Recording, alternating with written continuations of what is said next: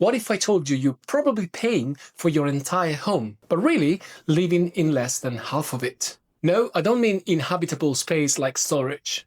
I mean rooms you almost never enter, corners that collect dust, and whole slices of your floor plan that quietly turned into corridors and dumping grounds. In this video, we're going to walk through a typical home together, and I'll show you how to spot the forgotten 60%, and then turn it into space that actually supports your life. No demolition, no shopping spree, just seeing your home with new eyes.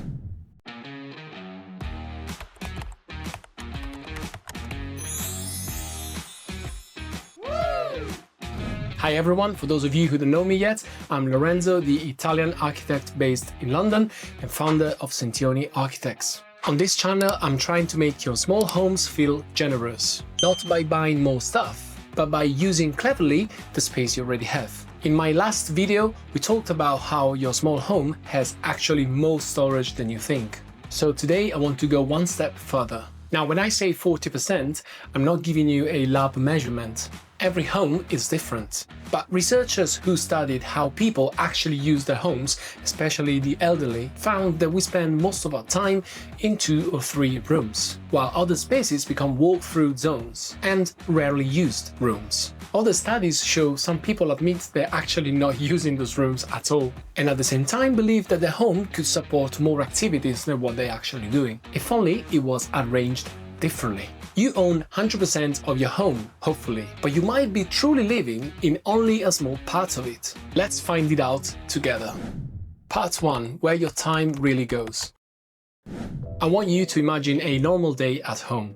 If you're watching this video on your TV while you eat, hi, just listen to what I'm saying and mentally follow yourself. Where do you have breakfast? Where do you sit during the day? Where do you talk on the phone? Where do you spend time with your kids, grandkids, or friends? Time use studies show that the bedroom and the main seating area take up the majority of the time while we're at home. That means that the good dining room that's only used at Christmas, the guest room that's half storage, and a bit of hallway that's wide enough for a small desk often aren't really part of your life. They're just there. So here's a mini exercise for you. For one day, keep a little note on your fridge. Every time you sit or stand somewhere for more than 10 minutes, just put a mark next to the room. Hopefully at the end of the day you'll have a better picture of the 40% of the areas that you actually live in during the day, and the rest of them that are not really used. The thing is that those barely used areas are not failures. They are opportunities. Part 2. The Invisible Thieves. Corridors and furniture. The second way we lose huge chunks of our homes is because of corridors and oversized furniture. Every home needs space to work around furniture, but many of us, especially in small homes, give away far more room than we need. A big recliner that sticks into the room, a dining table for 8 only used by 2 people, a giant TV unit that turns half the living room into a passageway. At the same time, researchers are talking about how modern homes are shrinking even more, while the space for storage and everyday living is often poorly planned. So normally we end up with lots of space to walk, aka long, winding corridors, and sadly not enough space to live. Try this tape test. If you can, go and grab some masking tape. Mark the paths you actually walk, from the sofa to the kitchen, from the bedroom to the bathroom, from the front door to wherever you put your bag. Everything that sits outside those taped paths that is not used at least once a week belongs to the stolen space category. Often that's where you can slide the sofa closer to the wall, swap a huge coffee table for a smaller one, or rotate a dining table so the room feels like a place to be, not just a place to pass through. Every centimeter you take back from the circulation areas is a centimeter back to your, hopefully, good living. So I'm not talking about removing completely the circulation from a home, which obviously doesn't make any sense. I'm just saying try to make sure that it's more balanced, so you actually have more space to live in than corridors to move from one room to the other one. And don't take it for granted, because there's a lot of homes that I've seen so far that actually have a huge amount of circulation space. Part 3. The empty air above your head. The third hidden place where your home disappears is everything above your head. One study that looked at the volume of space in small apartments found that only part of the total volume was really used for everyday living, and less than a fifth was used for storage. The rest was just empty air. Think about your home in these locations: above the doors, over the wardrobes, high parts of the walls, behind doors, under the bed or the sofa. Don't forget that these are three-dimensional spaces you are already paying for. I'm not saying turn your home into a warehouse. We've got far too many of those already. But if your lower cupboards are almost exploding while your space above your shoulders is completely empty, that's your 60% talking. A couple of well-placed shelves, a cabinet that goes higher, hooks and rails on the backs of doors. These are small moves that turn thin air into storage, so your eye-level space can stay calmer and well-organized. Part 4. Turning unused into meaningful. Now the important part.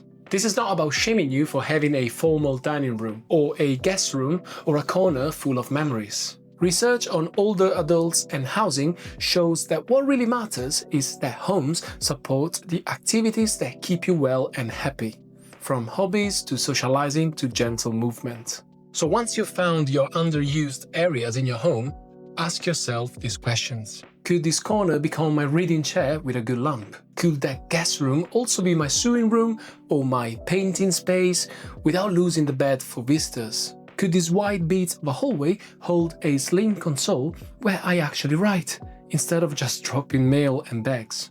The goal is not to use your home 100% of the time, that's impossible anyways. The goal is to make sure that every part you keep is doing something for the person that you are today, not just the person you were 20 years ago. Part 5. The outdoor space. There's one more part of your home that almost everyone forgets: the space just outside your walls. Whether you have a tiny balcony, a small patio, a shared garden, or even a strip of walkway outside your door, this is also real living space you're already paying for. But many people I've encountered so far don't use it because it feels unfinished, or they think it's too small or not relevant to matter. Let me tell you something important. Outside space doesn't have to be big. It just needs to be intentional.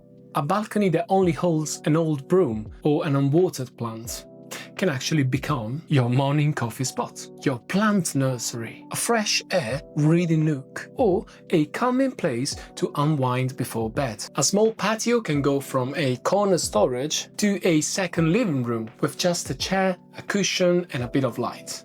Even a shared garden or courtyard can become an extension of your home if you treat it like a place you're allowed to enjoy. Outdoor space is really powerful. Research shows it reduces stress, helps you sleep better, and improves your sense of well-being as you age. And the best part is that using well your outdoor space doesn't actually need to change your floor plan, but it certainly changes how large your home feels. When inside feels full, just step outside. That's the part of your home that can make your whole life feel bigger.